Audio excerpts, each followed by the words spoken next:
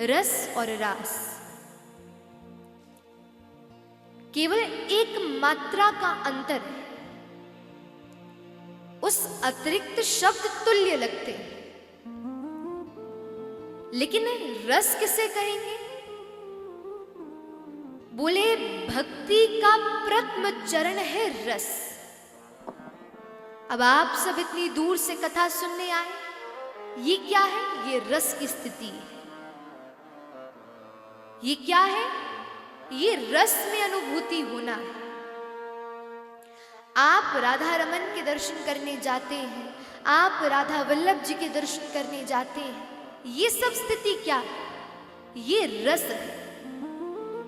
किसी से पूछो अरे कथा कैसी लगती है, वो बोलेगा अरे कथा में खूब रस आता है। क्यों? क्योंकि भक्ति की प्रारंभिक स्थिति है रस। लेकिन ये कैसी स्थिति है?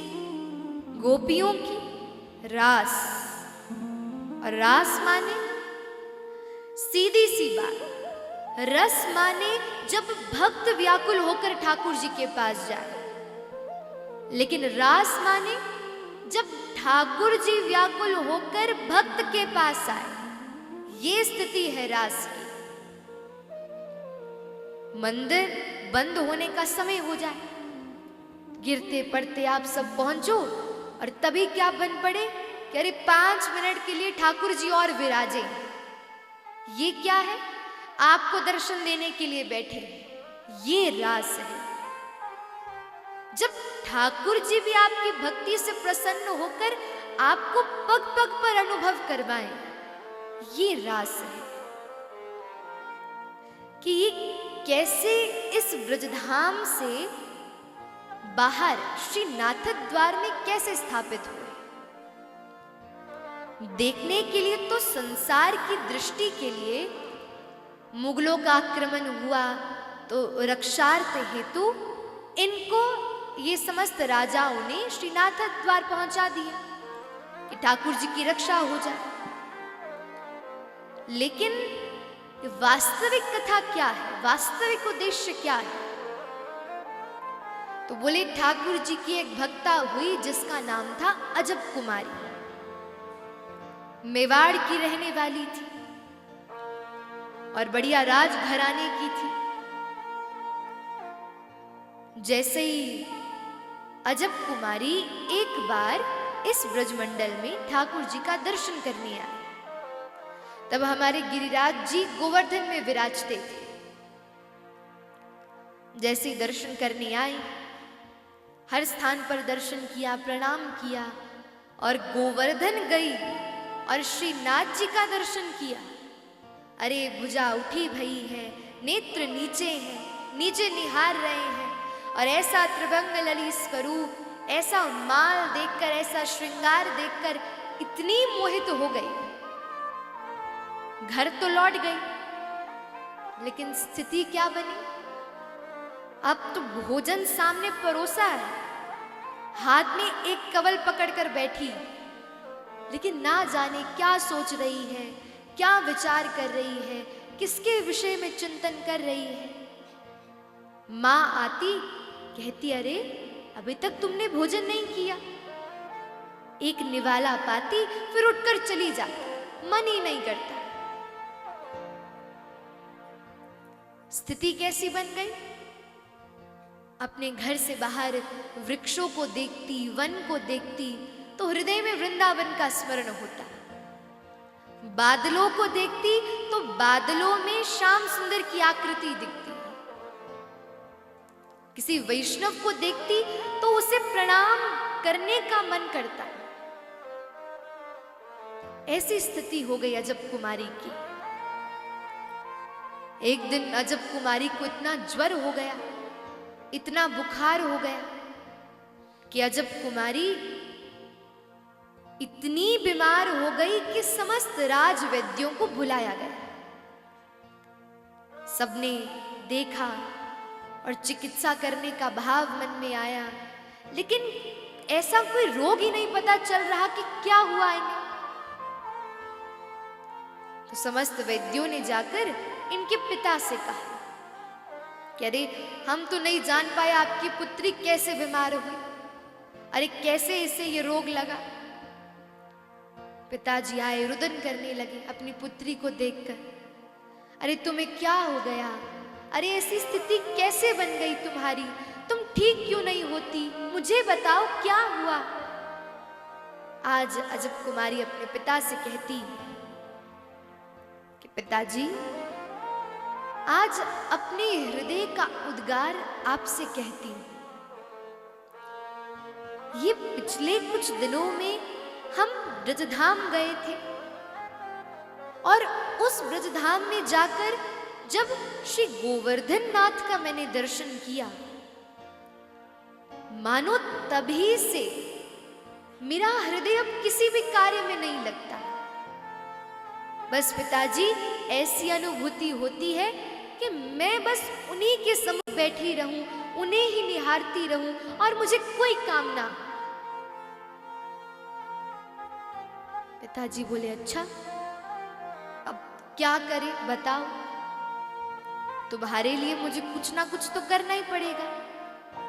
बोले, पिताजी मुझे ब्रजधाम जाने दीजिए। बोले, ठीक है जाओ, लेकिन अकेली नहीं जाओगी, संग अपने समस्त परिकर को लेकर जाओगी और 5-6 दिनों बाद लौट आओ। अब 5-6 दिनों की अनुमति मिली तो सही। अजब कुमारी भाग गई वृंदावन की ओर। जैसे ब्रजधाम पहुंची और जैसे गोवर्धन ने श्रीनाथ जी को निहारा, अब मानो सांस में सांस आई। अब निहारते मानो संतोष हो गया हृदय को।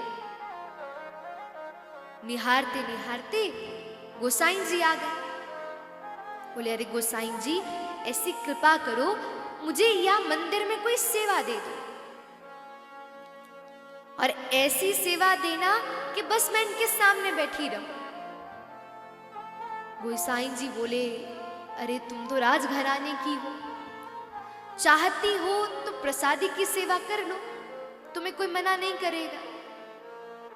बोले, अरे प्रसादी बनाने के लिए तो रसोई में जाना पड़ेगा, और मुझे तो ऐसी सेवा चाहिए जो बस मैं केवल इनके सामने बैठी रहूं।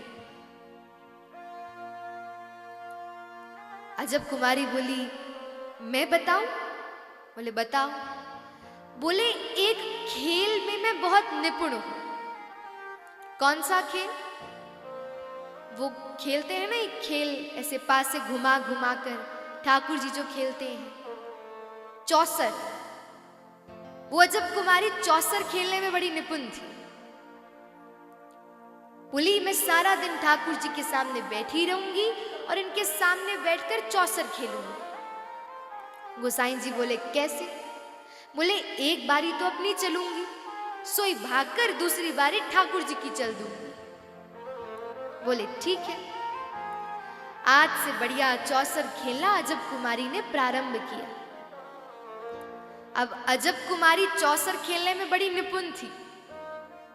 अब जैसे पासे फेंकती, अब ठाकुर जी को भी धीरे धीरे अनुभव होने लगता कि अरे मैं तो हारने वाला। सोई ठाकुर जी के मुखमंडल पर प्रश्वेत के बिंदु आने लगते। अजब कुमारी देखती, अरे अब तो मैं जीतने वाली हूं। और जैसे ठाकुर जी की ओर देखती, अरे पसीना टपक रहा है।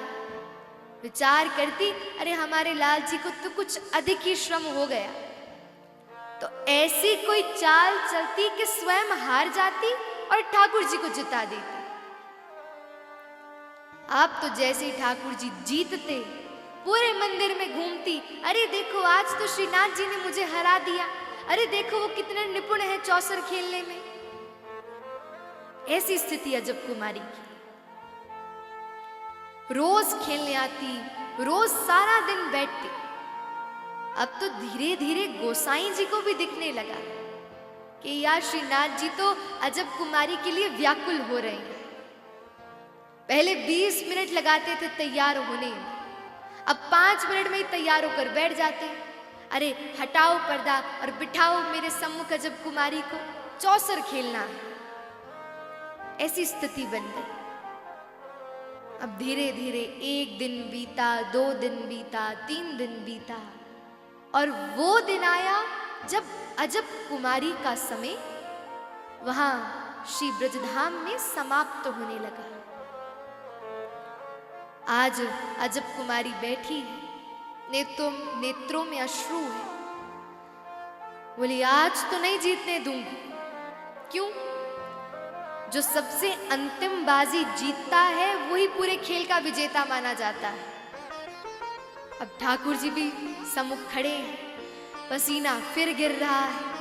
अरे आज यदि मैं हार गया तो सारे जीवन इससे हारा हुआ रहूंगा। अब तो पसीने के संग संग नेत्रों में अश्रु भी आने लगे। ऐसी स्थिति बनी, ठाकुर जी प्रकट हो गया जब कुमारी की जाकर गोद में बैठ गए, रोने लगे। अरे आज मुझको जिता दे। अजब कुमारी गुस्से में बैठी, जिता तो दूंगी लेकिन मेरे एक वचन की पूर्ति करने पड़ेगी। ठाकुर जी बोले अरे जैसा भाव बनेगा, जैसा वचन मांगेगी सोई सभी वचनों की पूर्ति करूंगी, लेकिन बस तू मुझे इस बार इस खेल में जिता दे। अब तो जैसे ही अजब कुमारी ने जिताया ठाकुर जी को, और जैसे अजब कुमारी की बारी आई वचन मांगने की, बोले ठाकुर जी अब आप मुझे मेरा वचन दीजिए, मैंने आपको जिता दिया। ठाकुर जी बोले क्या चाहिए बताओ। बोले प्रभु ऐसी कृपा करो, अब 6 दिन हो गए मुझे आपके पास, लेकिन मुझे अब ऐसी मेरे जीवन की स्थिति बन गई कि मैं आपको छोड़ के नहीं जा सकती, और यदि चली भी जाऊंगी तो शायद मैं जीवित ना रह पाऊं। आप कृपा करो और कृपा कर मेरे संग चलो, और मेरे संग ही वहीं श्रीनाथ द्वार में विराजो। पहले तो ठाकुर जी रुदन करने लगे, अरे इस ब्रजमंडल को छोड़कर तो मैं कहीं नहीं जाता, और ये ब्रजधाम तो मुझे सबसे अधिक प्रिय है। अजब कुमारी बोली मैं तो चली, आपने वचन दिया था और वचन मैंने मांग लिया, अब आपकी इच्छा है वचन की पूर्ति करनी हो या ना। अब तब भक्त की मनोकामना पर ठाकुर जी अपने सबसे प्रिय ब्रजधाम को छोड़ दिया, और ब्रजधाम को छोड़कर श्रीनाथ द्वार में जाकर श्रीनाथ जी वहां विराज गए। ये स्थिति है रास की। रस तो तब तक है जब तक हम ठाकुर जी के पास जाएं, लेकिन रास कब है? जब श्याम सुंदर हमारी किसी भाव से रीझ जाए, और जैसे रीझे सोई हमारे पास आने के लिए व्याकुल हो जाए। ये है रास।